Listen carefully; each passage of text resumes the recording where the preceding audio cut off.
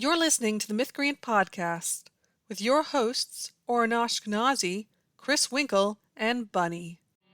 There was a castle by a waterfall with a pink and purple wall and a princess living there. She had no parents and was all alone. She got by on her own and she liked it pretty well. 'Cause she never wore socks. She had a pet snake. She bought her a guitar and she ate a whole cake. And there wasn't anybody there to tell her what to do, so she did what she wanted to. Everybody knew the story of the princess who saved herself.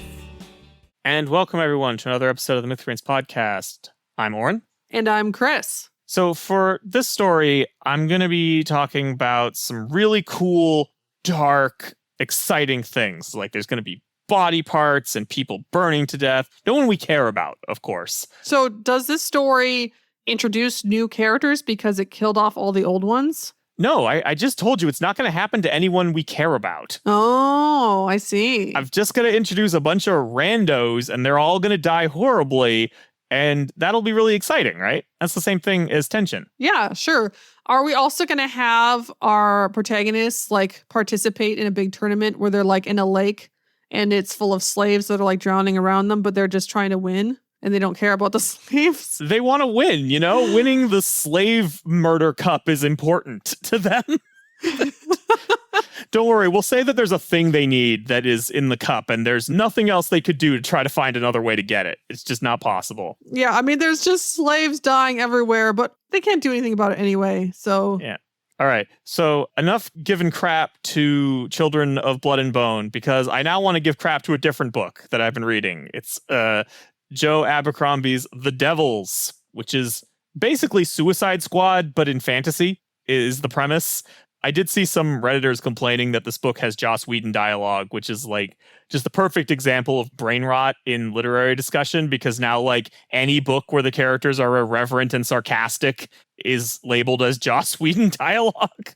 Well, That is giving Joss Whedon way too much credit. Okay, he did not invent being witty and irreverent and self-aware. yeah, no, if characters make fun of the thing they're doing, you have to pay Joss Whedon money. He invented that idea.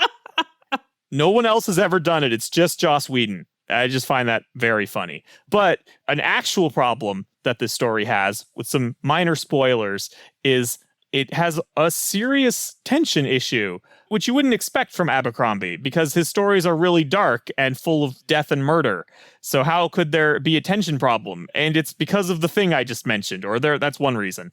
There are others, but for this podcast, the reason is that when we have these big fight scenes where there's lots of blood and guts and death, it's just happening to somebody else. It's like we give them a bunch of disposable guards so the guards can all die badly. And I'm just sitting here being like, okay, when are we going to get through the nameless guards to someone who actually matters? And it takes a while.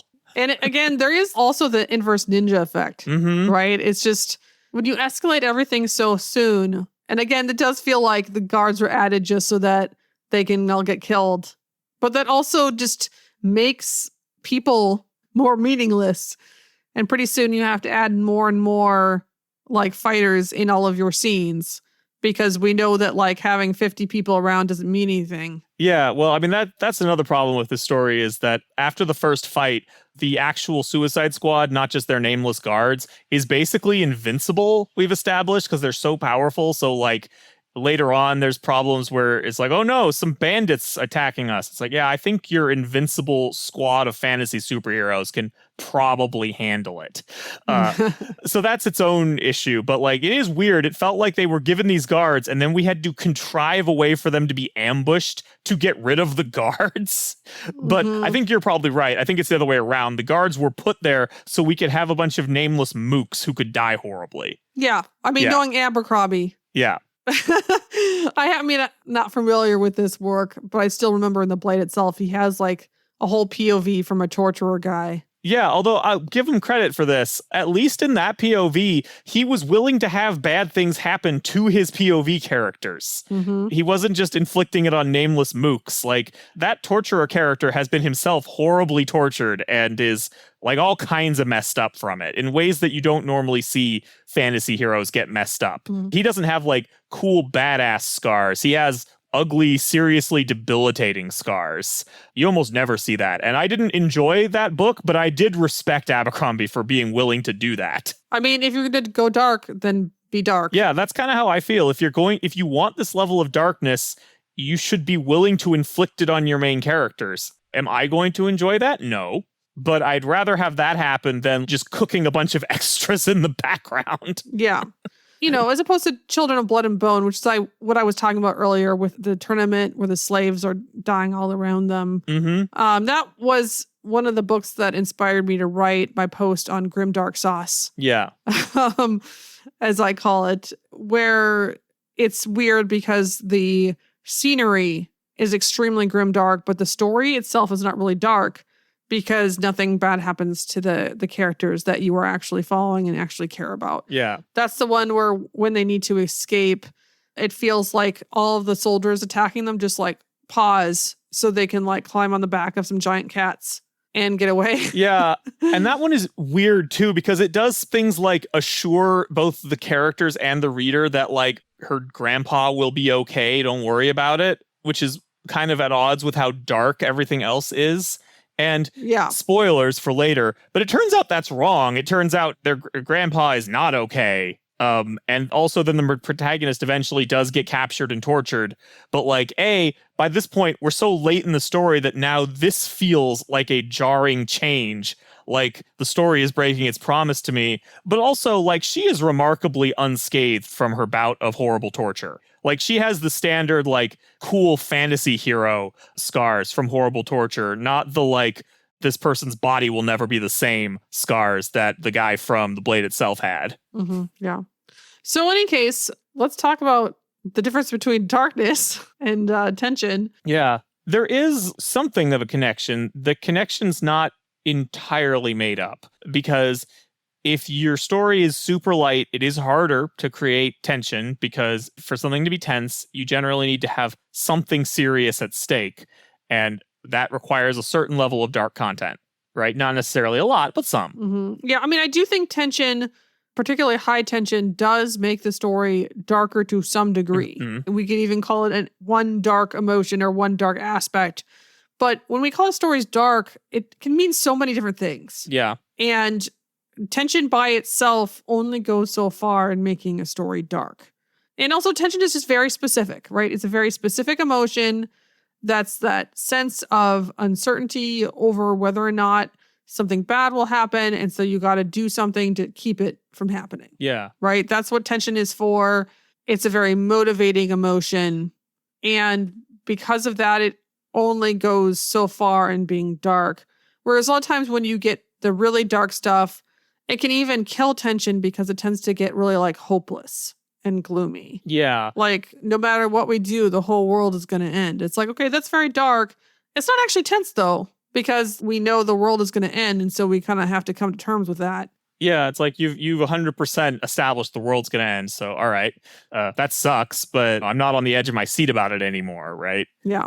Also, that's the thing about having tragedy. And like, again, we've talked before about writers. What they actually want as their story continues is to make it escalate and have it more exciting, intense. But instead, they just make it darker by having like bad stuff happen. Mm-hmm. But having bad stuff happen does not necessarily raise tension, especially if, well, I mean, it's already happened. So we're not worried about it happening, right? So if you randomly kill off a character and then make readers really upset about it, that might not actually raise tension. That might just be sad. Right. And there are different ways this can go. If you kill off a character who is, in certain respects at least, similar to the surviving characters, that can raise tension because you have actually shown that you are willing to follow through on the threats to characters. Is that a good thing to do? Depends. Sometimes it's worth it. Sometimes it's not. It depends on how load-bearing that character was. Right. And also, like, what type of experience you really want to create. Let's say you kill a character in a way that specifically shows that you are willing to violate plot shields. Mm-hmm. Nobody has a plot shield. Yeah. Right? I think that's when it is most likely to raise tension, right? As opposed to if you kill the character that's 3 weeks away from retirement. Yeah. That's not going to raise tension because you're just showing that you are actually following plot conventions in who dies. And so that's not going to make any of the characters who seem to have plot shields feel at risk. But generally, unless you are doing a really dark story, and that's the kind of experience that you're creating for people, it's like horror, it's really dark fantasy, that kind of thing. I generally find that it's not good tension, right? The average person who's reading a nice old adventure story and wants some excitement doesn't often want to genuinely worry about their favorite character dying. I think when I've seen that can actually be sometimes a little too intense for people. And so usually, even with plot shields, people can buy into the story scenario and the idea that, oh no, people could get hurt without that extra like meta knowledge of being like, no, this author might really do it. And adding in, like, let's say you want them to believe that this character can really die. I do think that that gets very intense if you add that second meta element on top of it, where you think it actually could happen. Yeah. And is a little bit more stressful. So again, if you have a dark loving audience, then anything goes at that point. But for kind of the average exciting story, I wouldn't necessarily recommend that. Yeah. And of course, there's also, you have to consider the cost of losing that character to begin with, right? Because if it's going to accomplish this goal of making it seem like other characters could die, then that character needs to be effectively a main character on their own, right? Like, it doesn't work to bring in an extra and tell us about their backstory really quickly, or introduce a small child and be like, aren't they cute? Look at their big child eyes, right? Like, that doesn't work. So if you are actually going to accomplish this, you need a character that was doing something similar to the other characters, which means it is going to cost you for them to die, right? Because theoretically, people enjoyed reading about them. If not, you have a different problem. Yeah, absolutely. And people will get upset. And if some people, that will be their favorite character and they'll rage quit. And I mean, again, that's why we recommend killing off characters like protagonists so rarely. Basically, only in very special circumstances. Or again, if you just go on with grimdark, if that's what your story is sold based on, and you want your stories to be really unpredictable and anybody could die, and that is the experience that you are selling to your audience and they know what they're signing up for, then sure. There's a niche taste. Everybody likes something different. But yeah, in general, that's why we do it so rarely. And again, as I kind of hinted at the beginning, there are some TV shows that end up reducing tension because they kill off so many characters that nobody wants to get attached to characters anymore. Yeah, if you're like, it's not safe, you can't grow attached to anybody, you'll have to cry. It's like, all right, well, I guess I won't then. Especially like once you've killed so many characters, there's nobody left. It's like, all right, well, all the characters we started with are gone. I'm not starting over from day one here. I don't got that kind of time. But yeah, when it comes to like bad things happening, again, we talked about showing readers that you're not going to follow plot shields, which, again, would be a niche thing to do, not a thing that everybody should be doing. The other situation is if you have something bad happen that then creates a new problem, right? It's basically starting a new child arc of some kind. That can raise tension. So rocks fall, destroy the town, and now we have to find someplace for everybody to take shelter. Okay? We've created a new task to avoiding further disaster. But the disaster that just happened, that made everybody sad, that does not create tension. Yeah. Because what it is tension is largely the fear that something is going to get worse. And once you establish a baseline of badness, it's like, all right, well, that's the baseline. It's very forward-looking, right? It's always about what happens in the future, not what happened in the past. Right. What happened in the past can be useful for establishing what could happen in the future. If we see a pattern of killings, then we would be worried that it would happen again. So that can be useful, but it's always forward looking. Right. And this is why, like, long, extended descriptions of your fantasy city are likely to be boring, regardless of whether it's like a shining beacon of light or super grim and gritty with murdered people around every corner, because that's just the status quo. That's just how things are right now. You've set that baseline. Now it's up to you to show me the possibility that things might get worse. Yeah. I think another thing that you can do, again, if your story is real dark and intense, then another place where they can be complementary is if you do show a horrible thing happening to somebody and you've got like body horror or what have you, and then you threaten the same thing for another character, seeing how bad that is, like viscerally, I do think, again, does make those stakes feel more impactful. So that could potentially raise tension. So if you show a serial killer in like gruesome detail doing their thing, and then the serial killer starts stalking another character, those gruesome details could make a difference. Because when it comes to stakes, it's not just like objectively how bad it is. There's also like an emotional element. And if you illustrate it in more detail and make it feel more real, the stakes do become more impactful. And you can also have characters imagine what could happen is another way of getting more details. Yeah. I mean, and that brings to mind the presentation of whatever it is, because that matters a lot. Because if you have things that could potentially be really bad, but you summarize them or you don't give them the gravitas they deserve, it's like, well, even though objectively that would be really bad, it doesn't feel like it's a real thing. Like Fourth Wing has this problem. In Fourth Wing, the protagonist's life is technically in constant danger because of the murder school that she's in and all the murder that happens there.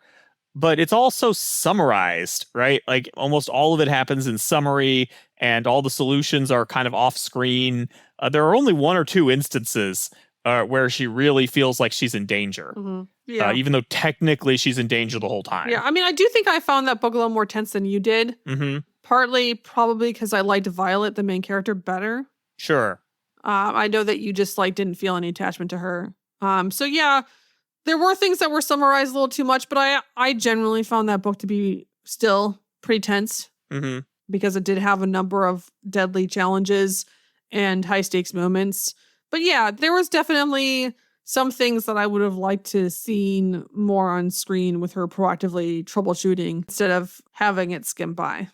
And that, of course, does bring another instance because we're talking about how much we do or don't like the main character. That makes a big difference, too. You need to have some attachment to a main character for there to be tension over what happens to them. And in dark stories, this can sometimes backfire because a lot of authors are like, I'm going to be dark and edgy. I'm going to have my main character be a dick. All right, well, now I don't care what happens to them. Like I might even want something bad to happen to them because they're such a jerk. I want to see them get some karmic justice. And if that's your intention, that maybe, I'm not going to say that couldn't work. I'm just saying I have seen a lot of authors who have arrived at that situation accidentally, right? They clearly did not mean for this to happen. They want me to be worried that their jerk-ass puppy-kicking protagonist is going to get eaten. And it's like, no, eat him. Definitely eat him. I'm mad at him from 2 chapters ago. Please eat him. Yeah, I mean, readers and audience in general are probably more sensitive than you think to character misbehavior. Anytime one character is hard on another character, readers can react pretty strongly to that, even if it's something that is meant to be relatively harmless, like ignoring somebody or running away when they ask for help. Yeah. As opposed to like these like grim dark heroes who might just be like killing people. All right.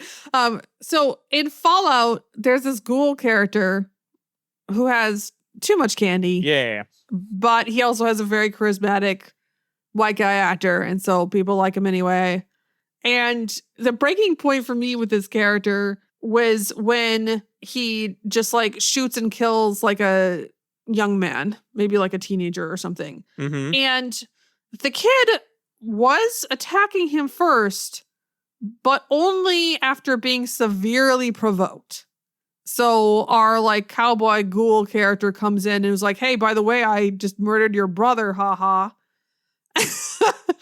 And like, this is just a teenager who, like, again, the ghoul is like super capable. Yeah. So he is more than able to just defend himself without killing somebody who's upset that, you know, his brother got murdered. But that's the kind of behavior that I would expect to see all the time for a lot of like protagonists in really dark works. And yeah, after that point, it would be hard to feel tension. I certainly was hoping something bad would happen to the ghoul. Yeah, I wanted the ghoul to die because like, and that's the thing is that I'm sure when some people hear that, they're going to be like, oh, well, why would you want the ghoul to be nice? He's not a nice guy. It's like, I mean, sure. If he's that big of an asshole, that's fine. He can be a villain. I'm just not going to be happy if the story ends by making him seem like the new main character, which is what happens in the first season of Fallout. Now Lucy is kind of tagging along with him. Mm-hmm. If a character gets bad karma, but they also get their comeuppance, that helps to balance the karma, and it also does take off the edge when it comes to reader resentment, right? So if we see the ghoul do something bad like that, and then something bad happens to him as a result of his decision, that like mollifies the audience, right? And actually can make him more likable. But the ghoul just keeps getting candy. And there is he did have a tangle with Lucy where she got the better of him because he sold her to like a meat shop or something.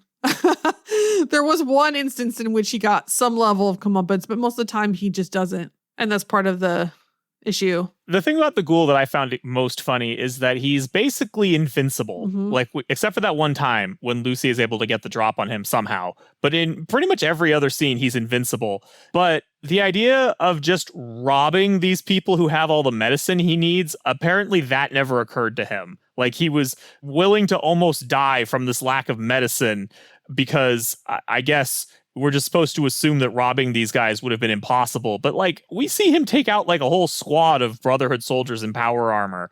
So I know he could do it. Don't pretend he couldn't do it, show. Yeah, I did not like seeing him take out that squad at the climax. I was so mad about that. It's too much. He's too good. That's just some bullshit is what that is. Yeah. But anyway, if you want to have an edgy character that maybe readers are not going to like, that can negatively impact the tension. So that's something else to think about, is that emotional investment in the characters is kind of required so that we want them to succeed and we don't want bad things to happen to them. Yeah. Another thing to think about is, again, we have occasionally talked about the difference between conflict and calamity.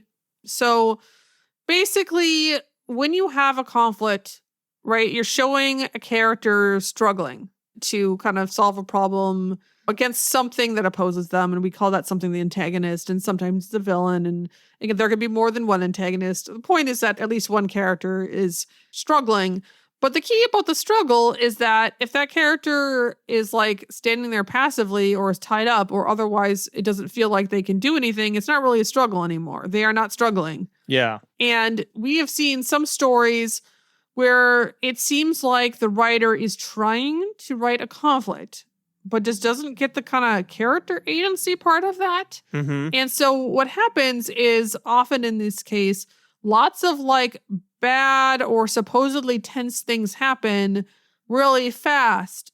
And it doesn't feel like the character has the ability to respond. And they might not be tied up.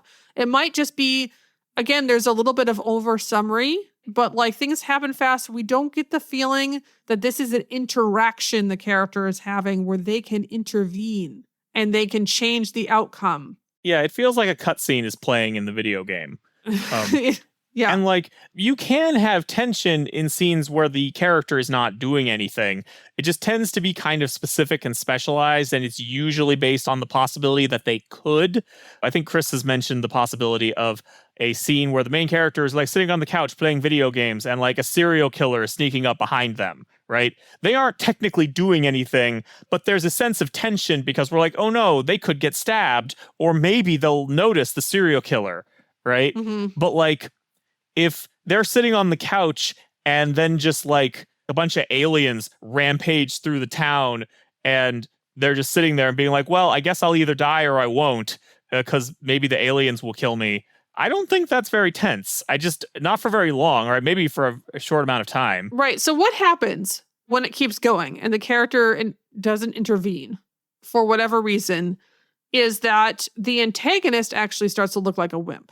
Mm-hmm. because at that point, all should be lost if the protagonist is not intervening, right? So let's say we have this like serial killer is sneaking up behind the character on the couch while they're playing a video game. Yeah. And they're not doing anything, but we know they can. But like, let's say the serial killer just keeps hanging out and for some reason still has not killed. Our protagonist has not done anything. They've been playing their video game for this entire scene, but some reason the serial killer still hasn't killed them yet. After a while, it's just like, you're not actually going to kill them, are you, serial killer? Yeah, no, you're just hanging out. You're just watching them play. They're still fine. Yeah. So you must not have it in you to kill them. That's a weird example, right? But like, this happens in, I think the book Fire Upon the Deep is where I saw tons of these.